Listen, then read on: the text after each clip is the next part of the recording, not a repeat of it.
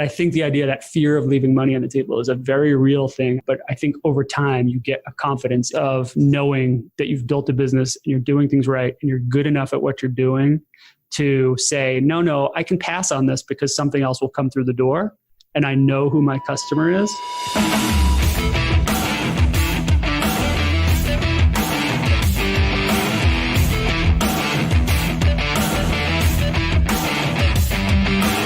Hey Feasters, welcome to a bonus episode of Live in the Feast Season 5. I'm Jason, aka Rez, helping you improve your business by having a conversation with someone who's been there, had success, and built a business designed around the life they want to live. That's Live in the Feast. Adam Pierno is an author of a book called Specific: How Brands Draw Inspiration from a World That Doesn't Want Any More. He's written a couple of other books, but he's passionate about helping connect people to what they love. His first book, called Underthink It, is taught in universities and Fortune 100 companies about marketing. Since this season is all about selling your service, I wanted to bring Adam onto the show because you are going to hear how passionate he is about connecting people together. Whether that's helping businesses find their clients through marketing or perfect strangers helping each other to accomplish something they both want. Ultimately, being able to sell your service comes down to how well you can connect with your clients, figuring out what makes them tick and what's important to them. That's what Adam is an expert in. In this episode, we dive into the framework to define characteristics of your ideal client to gain insight and context to them. That's what has been the biggest differentiator in my own business. We also talk about how saying no to a lead can result in a win-win for everybody. We also talk about how to gather up those characteristics of your clients and what to do with them, and the unconventional way in which he wrote this book. I know you'll enjoy this conversation between Adam and myself, so let's dive in.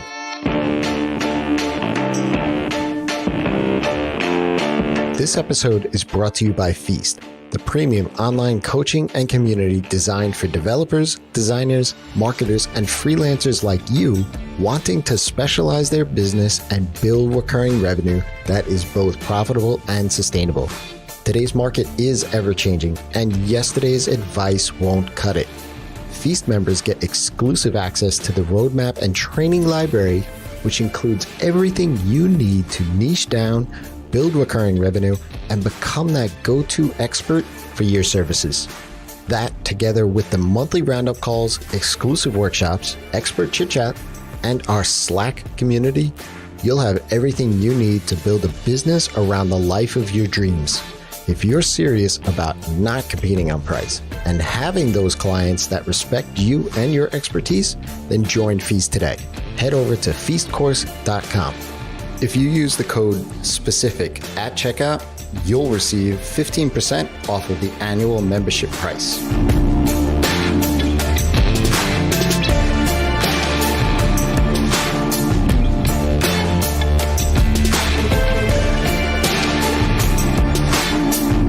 Hey Feasters, Season 5 is all about selling your service, and I'm excited to have joined me today as the co-host for today's show is Adam Pierno. Welcome, Adam.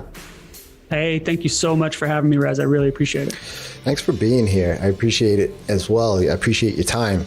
Adam is a teacher, a mentor, and author. He's written 2 books.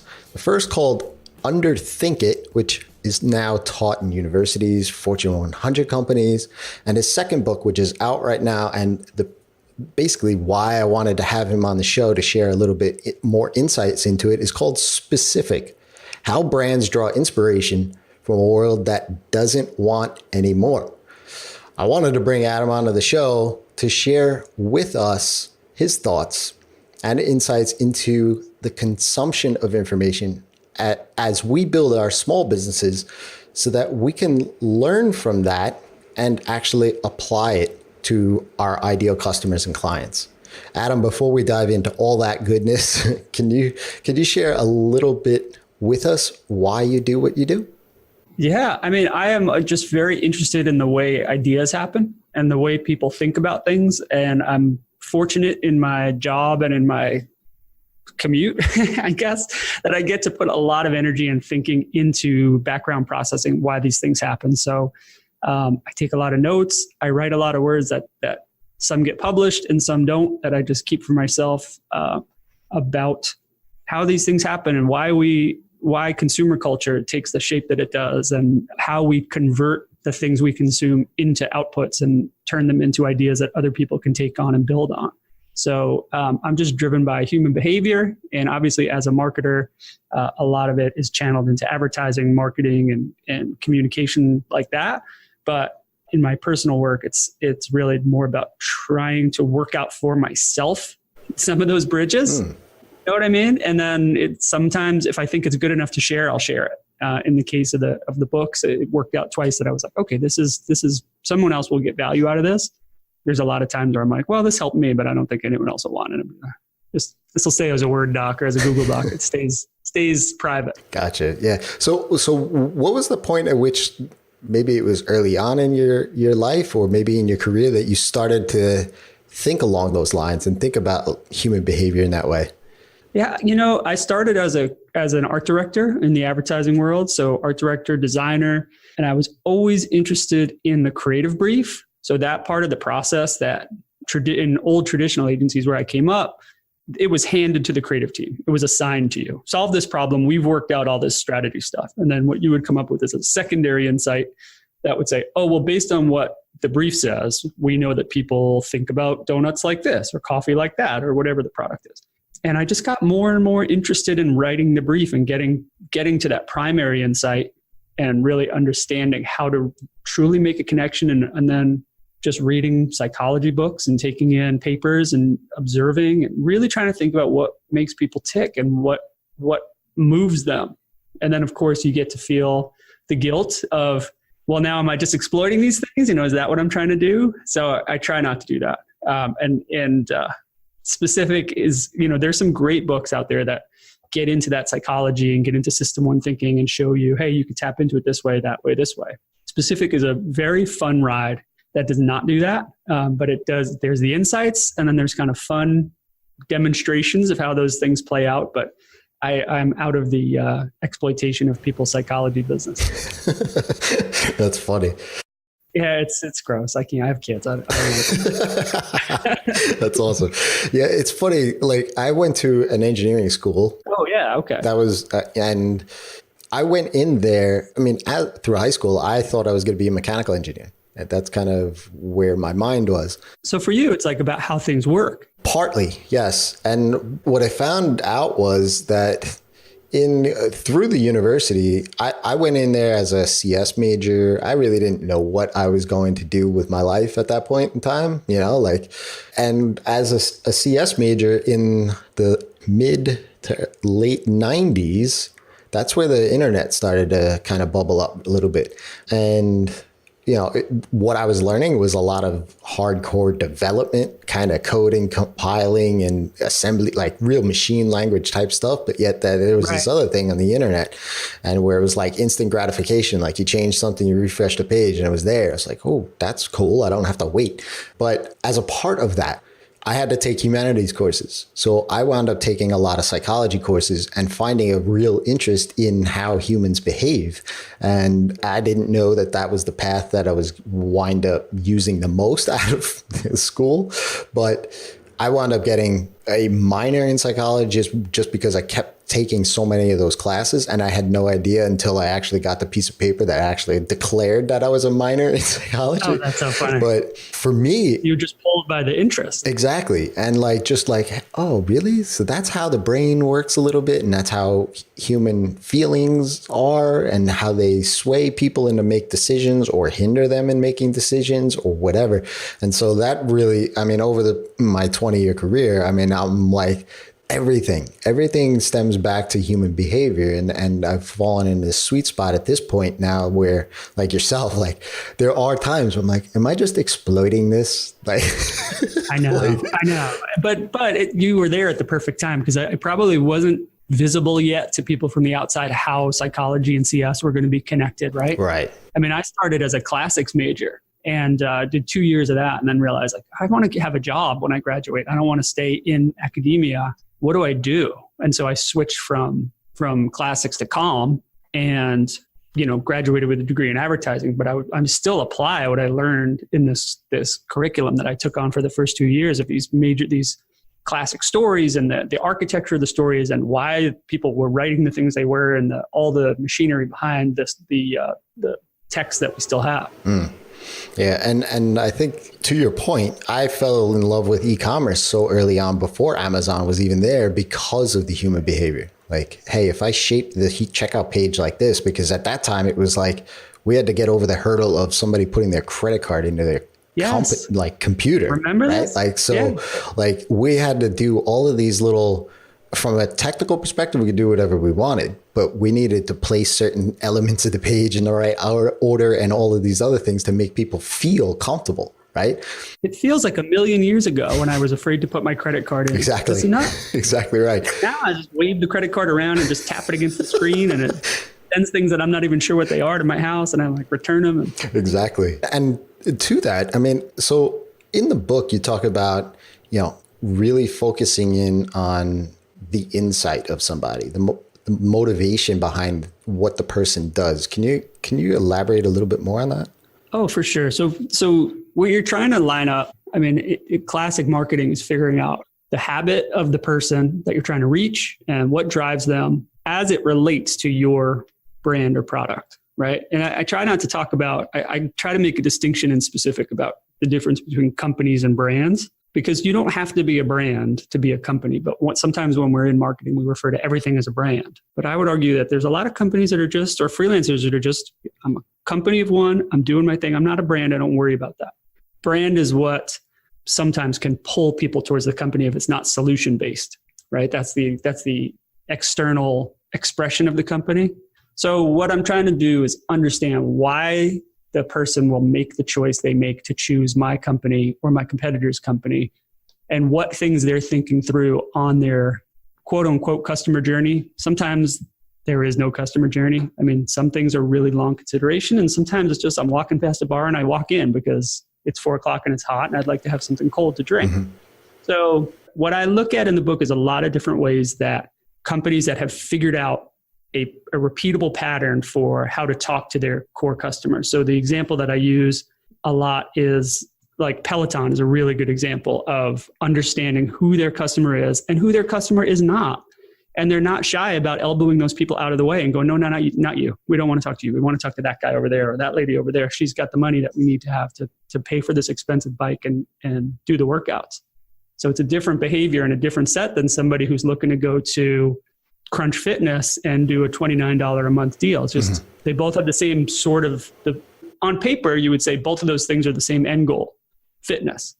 But the Peloton rider is a much different customer than Crunch Fitness or Anytime Fitness or, kind of a discount person. Right. So it's the insight of why that's so important to them versus the other path they could take or the multiple other paths they could take for fitness. You don't even have to belong to a gym, right? Sure. Yeah.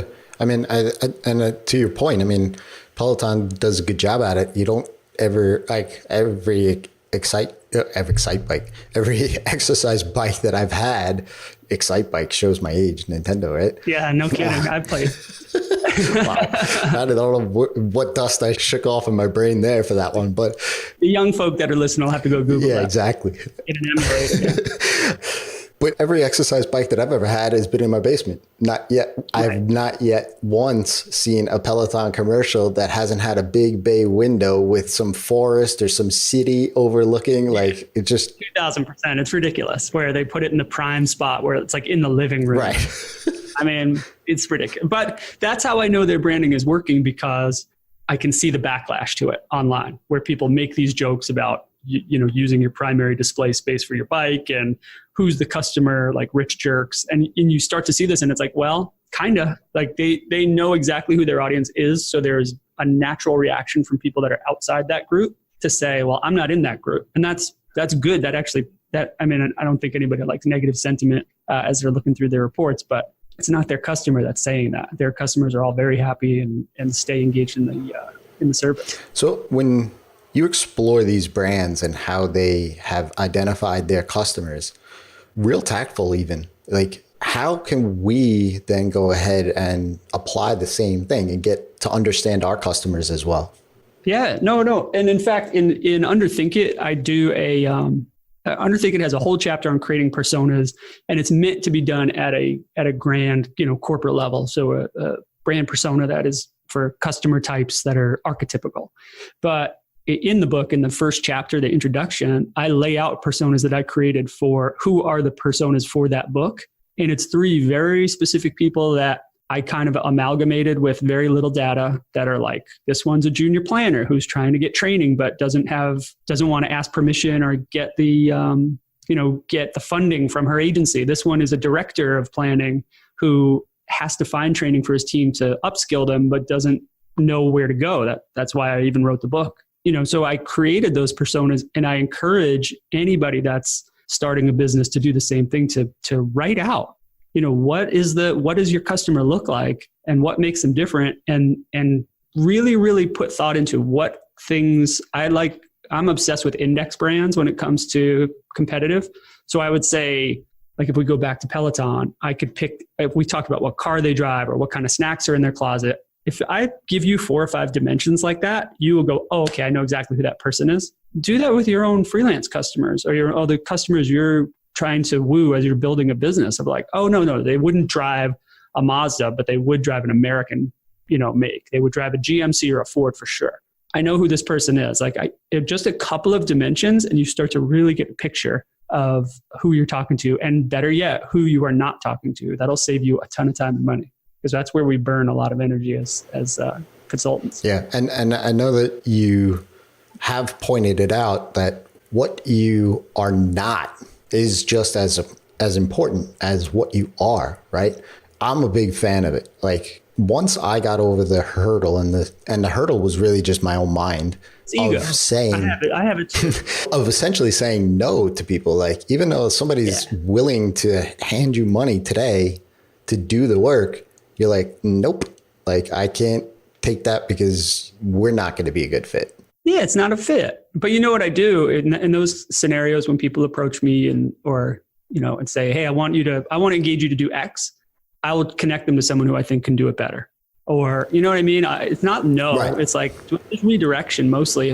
And I'm doing that because in the long run, my reputation is more important than taking the project and not doing a great job at it. Or if I'm really busy, or they ask me to speak about something and I'm like, well, that's not really my area, but here's 5 people I know that can speak on that better than I can. Mm-hmm. Yeah. So it works a little better. I mean, and that's all a part of the sales process. I call it more of a conversation, and I always just take, anytime I have one with somebody brand new, my mantra is I want to leave them in a better place than they found me. And so if it's with me, great. If it's not with me, great. I'm okay with either one. I want them to be comfortable knowing that at least they're on the path to where they need to be. And there are plenty of times where I just say, hey, look, I'm not the right guy for you. Here's somebody else, or here's 3 other people, or here's a service, or here's a book, and take it from there. So yeah. I'm definitely on board with that. So for you listeners, again, the book is called Specific, How Brands Draw Inspiration from a World That Doesn't Want Any More. And Adam, how did you come up with that subtitle? Because I mean, obviously you hear it all the time. Like there's more information out there than ever before in the human race, in the entire timeline of humans, right? Being put out every single day. You're putting more information out there. How are you also, how are you creating that, cracking that nut, even though you're telling people, hey, I know you don't want this, but here you go. Yeah. I've had that ironic thought of like, well, I'm saying we're overloaded with information and here's a 240-page book. You're welcome. I think it's a good read because it's like I describe it as like a Tarantino movie where it's all these random threads that don't seem to make sense until you get halfway through, and then all of a sudden it gets connected. I started it and I wrote about 30,000 words that I discarded. Most of it ended up being a couple of blog posts and some other stuff because it was too much a treatise on information overload that didn't have any valuable outputs to it. But I was very interested in the way we're taking in information. We're watching tons of stuff. Like you said it yourself, every hour on YouTube, there's like 1 million hours of video uploaded. It's some crazy number. And the book came about from just my own rejection of, I'm so skeptical. I'm so full, I think is the right word. I don't need another brand of soda, or I don't need another brand of pretty much anything. Like what need do you have that you need a new product to solve? You don't know until you see like something really clever or something really different or something that really speaks to you at that exact right time and hits that specific point. I work in the advertising industry, and I just see so much video and ads and case studies and examples of this, something that wins a titanium at Crown. And I'm like, yeah, but nobody watched that. Like nobody went to the store and bought that soda because of that video. It's nobody's engaging with that stuff. So what's the point of it? Specific is really, hey, we're overloaded. These are ways that you can try to break through and follow these models. Like if a romantic comedy comes out, I know who will be at the theater, and so does the studio, and so does the theater know what trailers to put in front of that thing to get them to come again. Because romantic comedies have not changed over 25 years or 30. It's the same formula every single time. They're telling a story for a specific audience, and that specific audience hears the siren song and they come. And they're happy, they leave happy. It's a great win-win for everybody. But if you try to recruit a bunch of like MMA fans to see that rom-com, you're going to get a different output in that theater because they're not going to be happy, and they're not going to swoon when Jennifer Aniston kisses the guy at the end of the movie. You know what I mean? Right. Yeah. So, I mean, and really what it comes down to is specializing and niching down. I mean, the title of the book is specific, right? That's it. And that's how you grow. And I found it in my own business. You know, a lot of the Feast community members of my membership site, same thing. That's the membership site is built on specialization, building predictable income through specialization. Of course. Have you had conversations with people who say, and a lot of the examples that you've cited so far, obviously they're targeting a specific customer and they're essentially saying no to everybody else, even if that somebody else could use that service or product. Yeah. How do you overcome the fear of leaving money on the table or missing out or whatever other cliche you want to say? You know, I don't really handle that in the book, but that is really a matter of comfort and self-awareness, I think. You know, that's more like self-consciousness that the money may not come later. That comes with confidence of knowing that you've built a business and you're doing things right and you're good enough at what you're doing to say, no, I can pass on this because something else will come through the door and I know who my customer is. I think that's more a part of it. When I was younger, I would probably jump at anybody who called me to do any kind of freelance work, right? But now I'm like, well, I don't want to do that. That's not interesting to me. I'll introduce you to somebody, or, you know, it's not based on money. Sometimes it's just based on what's interesting as a project. But I think the idea that fear of leaving money on the table is a very real thing. I don't mean to minimize it. But I think over time you get a confidence in your client list and in your ability and in your skill to go and gin things up that are more interesting to you or more lucrative if that's what you're chasing.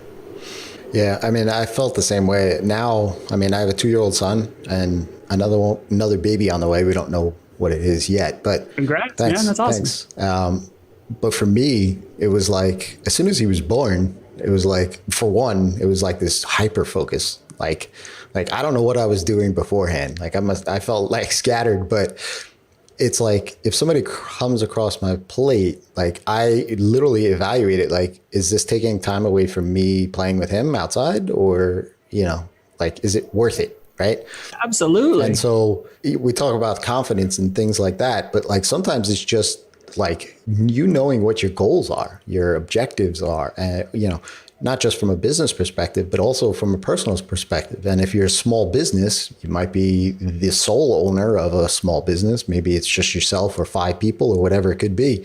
But what your mission is, as specific as that is you're pushing that down to, your customers, your projects, whoever else you might be serving. And so to the point there, it's definitely a mindset thing that you have to get over. And it's really, I think you're spot on there in that, like, it's definitely a confidence thing to know that, hey, yeah, I might be passing on this good opportunity.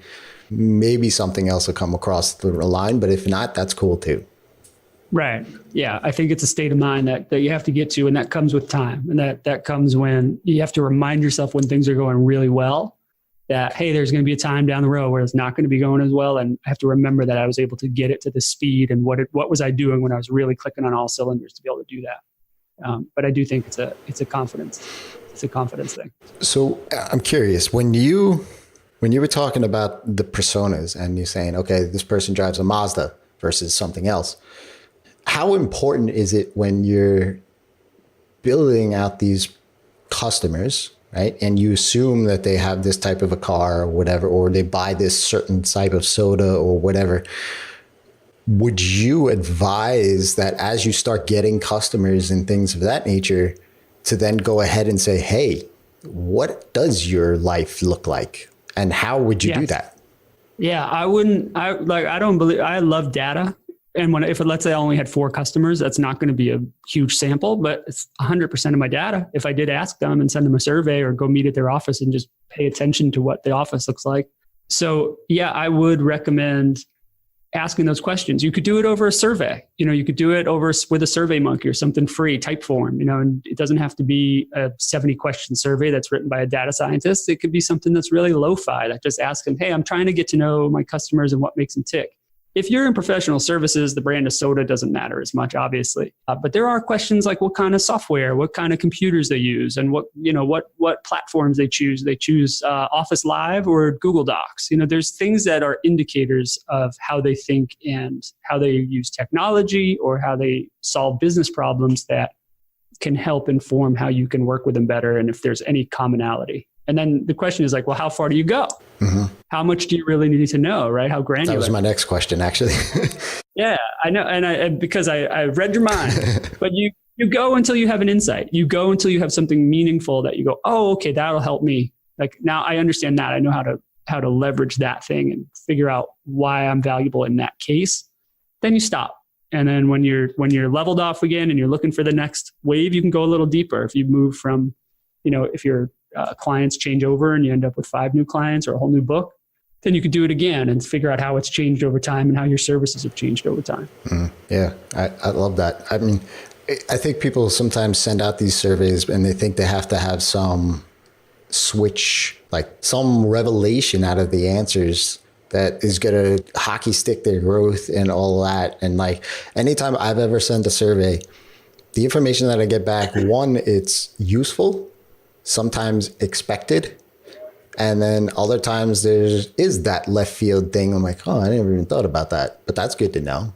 Yeah, that's the left field thing is usually the more telling thing. But also, you have to put garbage in, garbage out. So if you take the right amount of time thinking through what you're asking and why, you're going to end up with better results like right away. You're going to see things, not hockey stick. It's all going to be an evolution, I think, but you'll see a change. You'll see the insight that will lead to a change for sure. And it'll be pretty clear to you if you've thought those questions out. Yeah. And to your point, my very first survey was very like, hey, I want to send out a survey. I wrote something up in a half an hour and sent it out. And then I got back and I was just like, I don't know if anything of this is useful. Right. Yeah. Well, you learn through trial and error. Right. So don't be afraid to make a mistake and get better each time. Right. Yeah. So first of all, this has been an outstanding conversation. I know I've gotten a ton out of it, and I'm definitely going to put some of these things into practice. Some of these things, I've been in business now for myself for just about a decade. And like, I'm still learning all of these kind of things and learning more about that kind of stuff. Before I let you go, what's up next in the next 6, 12 months? For me, I'm not writing any more books. I vow no more books. You said it, man. We're overwhelmed with information. We don't need any more. Up for me is really just thinking more about this and trying to help people understand it, try to help people connect to what they love. And I got a lot of help writing this book I put out a call to have people help me kind of read through it and give me feedback. And I had about 50 people from around the world that logged into a Google Doc and gave me crazy notes from, very encouraging to like, this is garbage. What are you talking about? Which I loved. And once I saw the first chapter with all those notes from people, I vowed to help other people. So I've read a couple books myself, and I'm trying to do that same thing over the next couple of years. If you know someone that's working on a project or has something they're trying to get out of their head into the world, I'm trying to help however I can, whether it's reviewing it, giving feedback, or connecting them to someone, anything short of funding the thing. I have 2 kids too, so can't be doing that for college. But time I can make to read things and help. So I've done a few books already, helping people and giving them notes, and it's a little bit, but it's something, and looking for new ways to do that. That's awesome. So, and I want to be mindful of your time, but what gave you that idea to say, okay, I'm writing the first chapter and I'm going to let the world see it? I have no idea, to be honest with you. I wrote about 30,000 words, which I think is longer than my first book. And I read through it and I was just like, this is too, it doesn't get to a conclusion. So I wrote the next book. I actually wrote everything except the conclusion. I rewrote it and I just started sharing it one chapter at a time. I'm not sure where I got the idea to do it. When I wrote my first book, I wrote it inside an agency that helped me publish it. And so I had a team that was like, our PR team was helping edit it, and they were taking turns reading it and giving me notes. And I think I just wanted a panel. I wanted different types of people. So I just posted on LinkedIn and Twitter just to see who would respond. And the array of people I got was like, oh, like some of these people are in strategy and some of these people are in digital, and this person's a teacher. And this person, I don't know what they do, but they're going to read it and give me good notes, or give me even confusion from someone who's outside the industry is helpful to me. Then it means I could be clearer in the way I'm phrasing things, or what I need to explain, or where I need to add footnotes. So it was a very beneficial outcome for me. I mean, I think the book was made better, but really the experience of getting those notes kind of made me more comfortable putting the book out in the world too. Yeah. That's cool. I never heard of anybody doing that before, but yeah, I mean, that's just like, I guess that I'd love to see the history trail of that Google Doc. I mean, it's probably miles long at this point. There was a lot of comments and a lot of back and forth. So yeah, it was split over a lot of different docs too. So I wonder if I could even compile them into a single thing, like a director's commentary type deal. Oh, that'd be awesome. Yeah. Be the longest CVS receipt ever. Just through comments. It probably wouldn't be as long as my typical CVS receipt, but yeah, it would still be pretty long. Right. That's awesome. All right. Yeah. Well, thank you, Adam, for all of your insights, and definitely go check out the book. We'll put the link in the show notes. You could get it on Amazon, basically wherever you get your books normally. You could go ahead and do so. Adam, where can people reach out and say thanks? Definitely the best place to find me is on Twitter. I'm at Pierno, just first initial, last name. That's the best way to get in touch with me. I will respond to you pretty much right away if you tweet me, because I'm addicted. You're getting all that information. That's it. Right. I'm overloaded. All right. Thanks again, Adam. This was a pleasure of mine. And for everybody else out there, until next time, it's your time to live in the feast.